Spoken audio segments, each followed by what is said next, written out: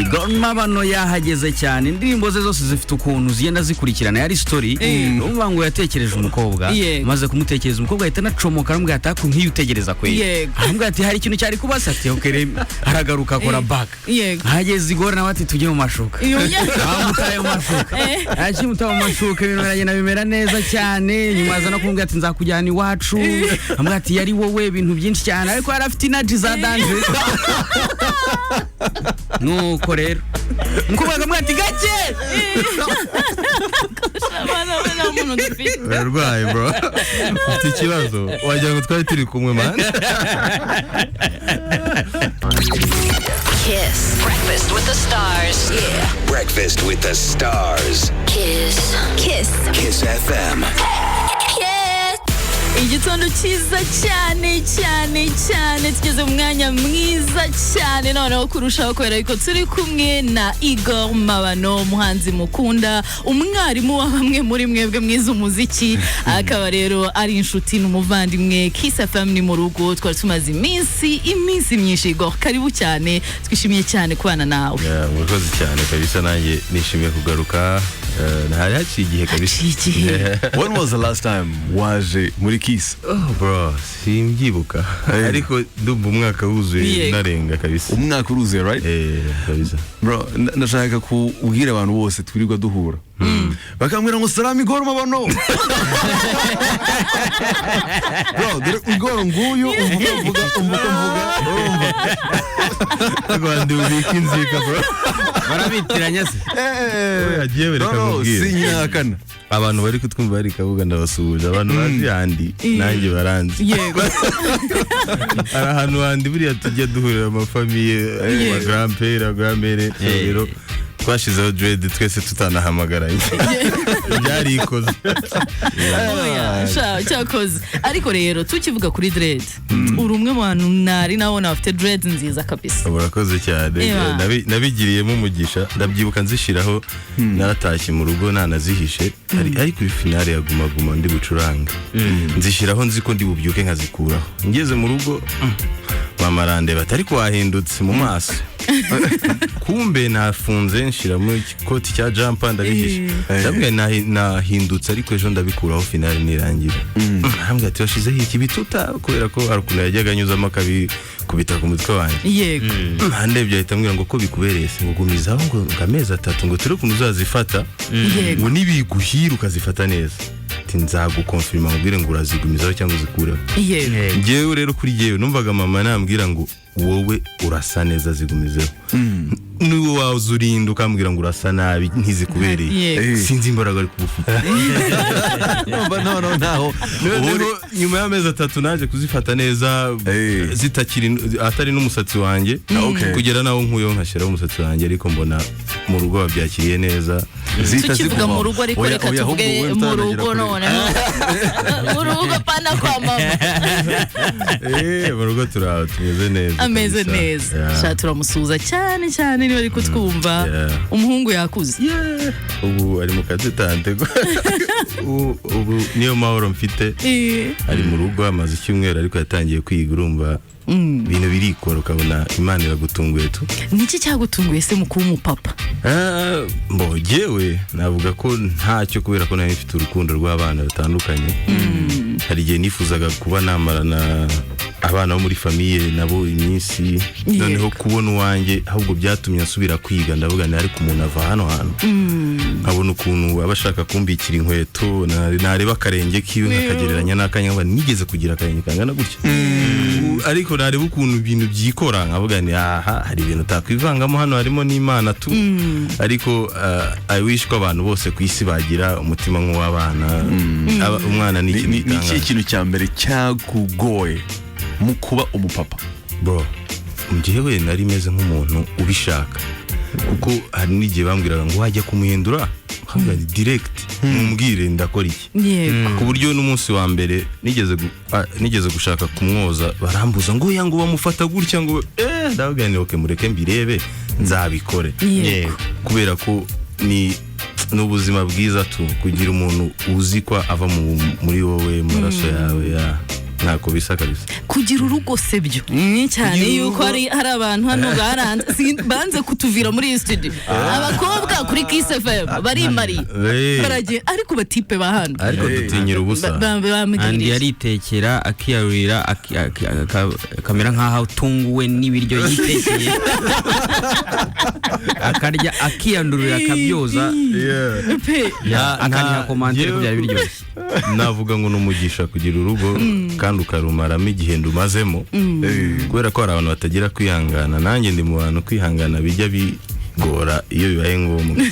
Ndihangana pe ariko iyo ka sose ebana ndakubwira ni have rero nagize umugisha mpura n'umuntu ufite mu mutwe nashakaga utanyuranyije n'intego nari mfite wemeranya nanjye duhuza muri byose.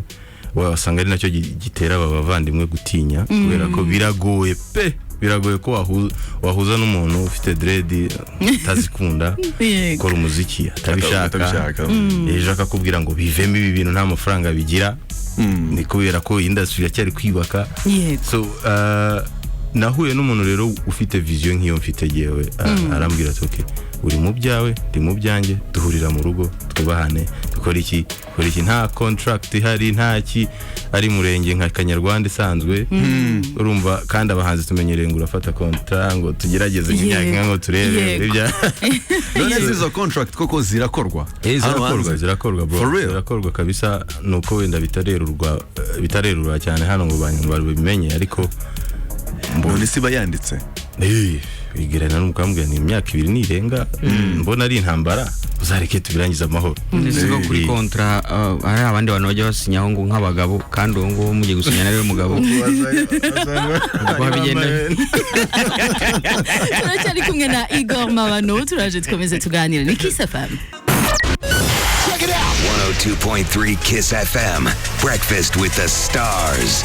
Are you ready? 102.3 Kiss FM, Kigali's #1 hit music station. Igor Mabano yahageze cyane. Indirimbo ze zose zifite ukuntu zigenda zikurikirana. Yari story numva ngo yatekereje umukobwa maze kumutekereza umukobwa ahita nacomoka arambwira ati ako nk'iyo utegereza kwe arambwira ati hari ikintu cyari kubasa ati okay haragaruka akora back hageze Igor nawe ati tujye mu mashuka amutaye mu mashuka mutaye mu mashuka ibintu biragenda bimera neza cyane nyuma aza no kumbwira ati nzakujyana iwacu ambwira ati yari wowe ibintu byinshi cyane ariko yari afite energy za danje nuko rero umukobwa akamwira ati gake Urwaye bro ati ikibazo wagira ngo twari turi kumwe man. Tukivuga ku ndirimbo ariko hari indirimbo yawe nshyashya. have a new song ifite indirimbo n'umuvandimwe muri Nigeria bita The Flow Off. Iyi ndirimbo yitwa No Other Way. Navuga ko ari produit nyarwanda yakorewe hano yasuye u Rwanda asanga ihari ndi kuyikora aramwira ati ndumva nshaka kujya muri iyi ndirimbo ndambwira ni okay ndabyemeye rwose kuko iyo umaze kumenya umuntu uwo ari we ntuzuyaza kuko yari umuntu ufite amateka manini iwabo. Arambwira ati rero icyo nagukundiye twahuje indirimbo ibaye nziza ariko reka noneho tuyihereze igihe bitegurwe amashusho indirimbo ya so mugani wenda like who's Flow Off like I saw he's a star nabonye yari umuntu uzwi ariko kuri market yacu navuga ko ari nkaho mu by'ukuri it was the Nigeria igihugu cya miliyoni 90 biragoye ko ubu umuhanzi nka ba Davido ngo tubabona ari nka 50 biragoye kuko hari n'abandi benshi bajya baza hano bakadutungura. Jewe nanjye ni muri urwo rwego namubajije okay uri umuhanzi ufitanye featuring na Davido ubu none se gute i Kigali tutakuzi arambwira ati okay niba Kigali mutanzi rero iki nicyo gihe cyo kugira ngo bamenye. okay but again unyuma yuko ufashe navuga ko ari break gatoya wagiyemo wagarutse mwishusho inshyashya mwishusho y'amakolabo na international star ariko nanone sibyo gusa twumvise hari n'amakuru yuko maybe ushobora kuba uri gufungura label. Is it something that's true? Ntago navuga ngo ndi gufungura label niyo mpamvu nazanye n'umukire wanjye hano. We have OG the general by the way. OG n'umuvandimwe wambaye hafi cyane kuva igihe kinini cyane kuva kuri utegereza n'umuntu wakurikiranye amakuru yanjye turahuza vibe muri studio abartiste iyo bahuye urabibona kabisa birikora. Nta nubwo navuga ngo nafashe break kabisa, mfite indirimbo nyinshi ariko hajya habayo period mu artiste akumva indirimbo mugacya mu gitondo wayireka wayishira ku ruhande. Indirimbo zirahari pe, ariko industry yacu ntago yanyemereraga ko n'abandi wa muntu uri ukirwanira gusohora indirimbo buri kwezi ndi gusettinga famille, ndi gutekereza future yanjye, ndi gufata umwanya inshingano ku ishuri hariya ryanyu kwigisha, ndi gutekereza kuva ku rwego rumwe njya ku rundi, kubera ko ibintu iyo bigumye ku rwego rumwe ni hahandi n'ubundi bavuga ngo nguriya ngo turamuzi ngarahari ngo n'umuntu wacu urumva ko kantu ugasanga ko kantu gahozeho karazana isura itari nziza. Rero niyo mpamvu navuze ariko wagerageza gutera ryabuye none akaritera kure. Ngira amahirwe ibintu birikora muri studio mu gihe ndi gutegura indirimbo kuri album, mbona flow yinjiyemo na OG arambwira ati plan imeze gutya. OG ahita ambwira ati rero mu gihe wateganyaga cyo gusohora indirimbo ongeraho iki ngiki cyangwa twifungirane dukore n'izindi kuko ntazo dufite. Hari igihe wicara muri studio ufite indirimbo 10 ariko ugasanga ukeneye n'izindi. Hakabaho n'igihe uhamagara abantu ati noneho mwebwe jewe narakoze mwe mwicare mwumve mumpitiremo noneho iz'abantu bakwiye kumva mutagendeye ku maranga mutima yanjye. Flow yakunze production yanjye, nabaye nkujya muri test akavana indirimbo hano mu Rwanda nkayimwohereza kuri email akumvisha timu ye ati mu Rwanda se ashobora kuva production ikoze irangiye. Flow aba excited yo kumenya ahubwo yose kuyikoze iyo ndirimbo birarangira gute mu Rwanda nze dushooting. Ndamwira ni karibu. Araza turashootinga, agenda na GoPro yiwe, afata images ukuntu yageze kuri airport, ibintu byose ajya muri game muri BK Arena, igihugu kiramuryohera, turashootinga. Indirimbo imaze imyaka 3 iriho, yabayeho twayikoze 2021 audio yego, 2022 tujya muri izo test zo kuyumvisha team impande zombi no gushaka nyine aba supportinga iyo wiserebo. Ni partnership iri hagati yacu na Nigeria, so kuvuga ngo uri best mu Rwanda gusa, no kuvuga ngo na marembo turi gushaka ko tugiriramo umugisha natwe nk'abanyarwanda ko Nigeria yaradusize mu buryo bugaragara muri music business n'abahanzi bafite n'uburozi bwabo ngo murakora cyane naho ure n'ibyacanga ngo twe ngo turafinda kabisa. Uburozi sinamenye ukuntu bumeze ariko mind nabonye iri hejuru, kandi burya nubwo bavuga ngo kwiga no kwigana ariko no kugerageza mu kwiga birimo no gutinyuka.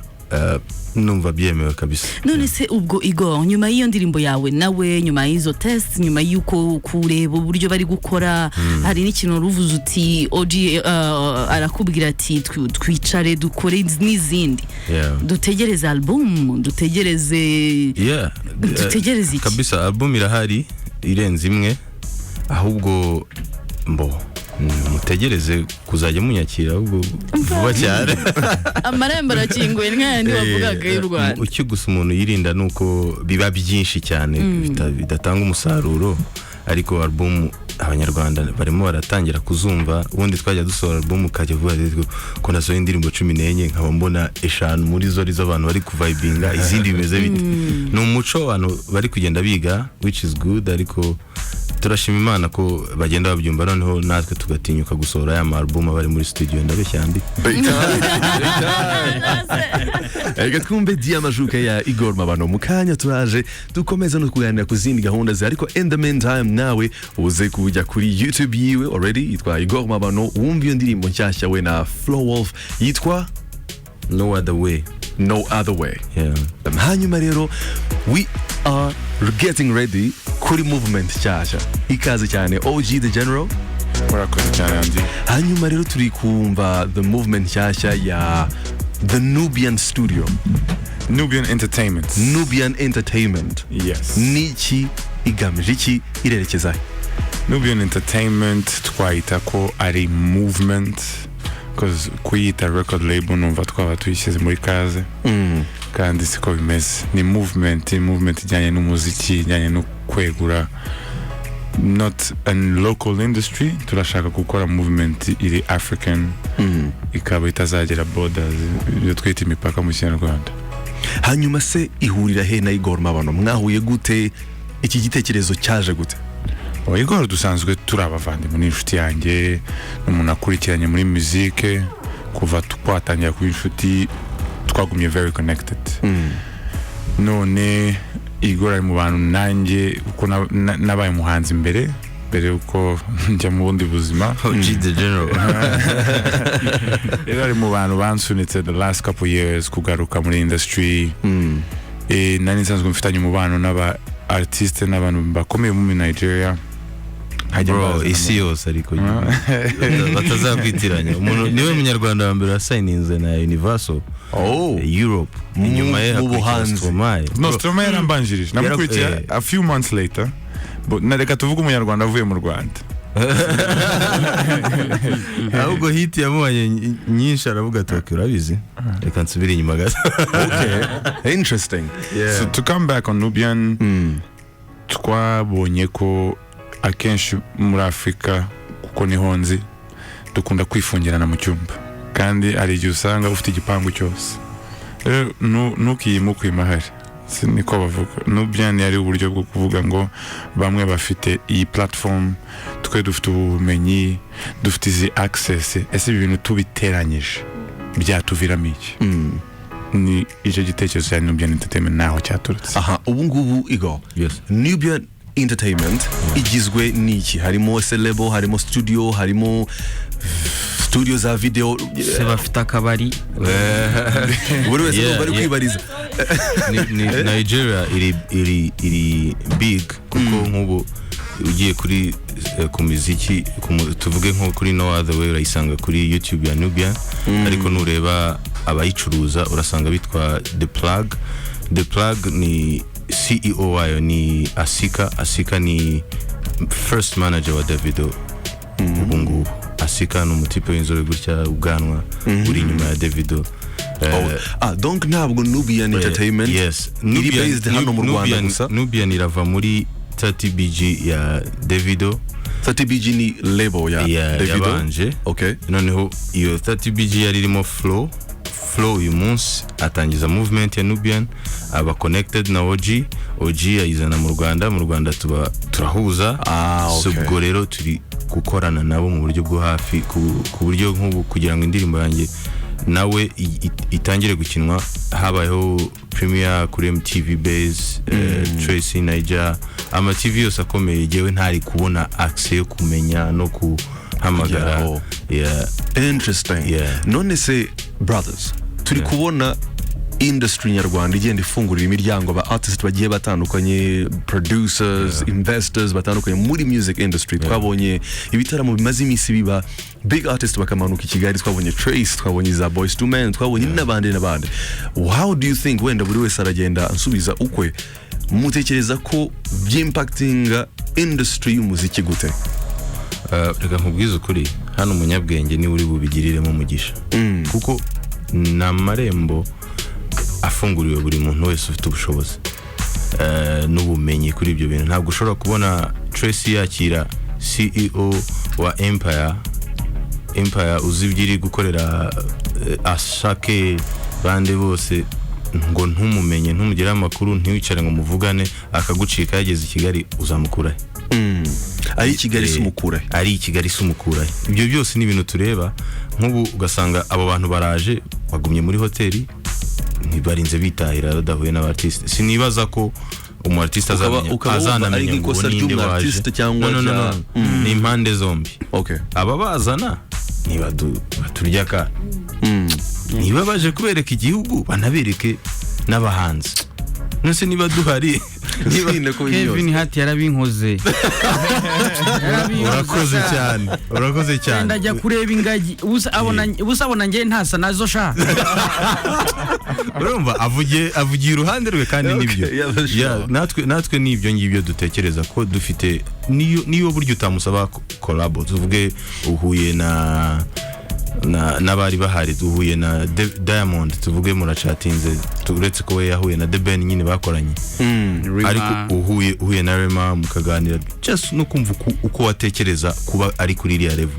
Rega hari igihe ushobora no kugera kuri iriya level bariho ugasanga ntiho ntunayifuje, muravuga ati mana mfasha mave, kubera ko giye amakuru mfite ku bahanzi hari igihe umara n'amezi 5 utarakandagira mu nzu yawe. uri kuvugana na famille yawe kuri telefone babwira ngo mumeze neza, ndi muri tour, nagiye hano i Burayi, ndahavuye ngiye muri Australia, uri muri izo stress. Rero hari abahanzi badafite n'ubwo bushobozi bwo kuba batuwaringa. Ese nk'ubu tutitaye ko andi yagiye kuri stage Boys tumena akatwereka ibyo ashoboye, runaka umufashe nawe yabikwereka bingana nka biri, isaha yayishobora ingana kuri ya guperforminga kuri, hari aka box dukwiye kuvamo k'ibitekerezo n'inzozi zacu zikaguka, tukareka n'ubwoba bwo kuvuga ngo aha ngo nintinya ngo se gushira miliyoni 100 ngo n'ubundi ntizizagaruka ngo biracyari gutangira. So reko niba bitangira tubifatirane, tubitangirane rimwe, tugira ikintu tugera. OG, wowe as an artist, producer, investor, n'izindi titles wagiye ugira muri music, kwi aba bahanzi n'iki ngiki wenda twari tuvuganye gatoya na Igor, wowe bivuze iki kuri wowe? Njye numva ko ari ikintu cy'ingenzi, kuko iyo umuntu ashaka gutera imbere muri domaine adasanzwe, wenda idasanzwe muhira akabona ndihira, buriya kureba hari icyo byungura umuntu mu buzima. Kugira access nk'iyi ngiyi idusanze iwacu, utagomba gutegera indege ugende wiki. Ikintu buriya gituma umuntu aba internationale ni technique, sibyo? Ni murebe studio zanyu ukuntu zimeze no munsi. Umuntu wari we wese mwazana hano mukamwakira yavuga nageze muri radio, na question about that, sibyo? Ariko ibyo ngibyo byagiye biterwa nuko abantu babonye ko ahandi bigenda. Kuzana Trace Award, ikintu kiri international, nta muhanzi n'abariya ubwabo fan base zabo cyangwa abahanzi bifuje kuba baza muri yo Trace. Wowe ugize Imana bibaye wanyu, nta kintu wakwigamo. Nefiske ukuntu bifata, ukuntu bavuga, ukuntu sound yabo sounding, there was so many opportunities for artists to grow from, just from seeing at it. N'urubyiruko. So kuri njyewe ikintu cyose kiza mu Rwanda kigatuma umunyarwanda ashobora kukikuramo ikintu, ni inyungu kuri twe. Big time. Igitondo cyiza cyane, turacyari kumwe na Igor Mabano, ariko kandi turi kumwe na OG the General. Ubwo rero nibo bashyitsi twari dufite kuri uyu munsi. Igor, twaganiriye byinshi, umuryango, career yawe, indirimbo zawe, ariko nanone urakigisha se? Hariye ku ishuri rya muzika. Ahubwo umamagaye maze kwakira karikiramu y'umwaka. Oya, dufite ukuntu abantu twiganye tuba connected cyane. Rimwe bita Inyasi Jabo yasohoye album yitwa Hinga. Maze kwakira ambwira ati wibeshye, ndabwira ni muvandimwe humura rwose, kandi afite album nziza gakondo kabisa. Yitwa Inyasi Jabo. Inyasi Jabo, Karindwi Jabo niko twamwitaga, twariganye. Uyu munsi numwe mu bantu bari muri team Inganzo Ngari, team performance, abantu binanga bagezweho muri ahantu hose basanga munahura. Rero kwigisha ubu ngubu noneho imbaraga zanjye zabaye, navuga ko zikubye kabiri. Kwigisha, hari kwigisha biri private, hari umuntu ushobora kumbwira ati ndi i Burayi ndashaka umfashe aka kantu uburyo nakumva, tukagirana ikiganiro mu buryo bw'ikoranabuhanga. Ibintu byaragutse ntitukiri babandi. Harya uwigisha iki? Ubundi ngewe nizi ibintu bitatu nk'umwuga.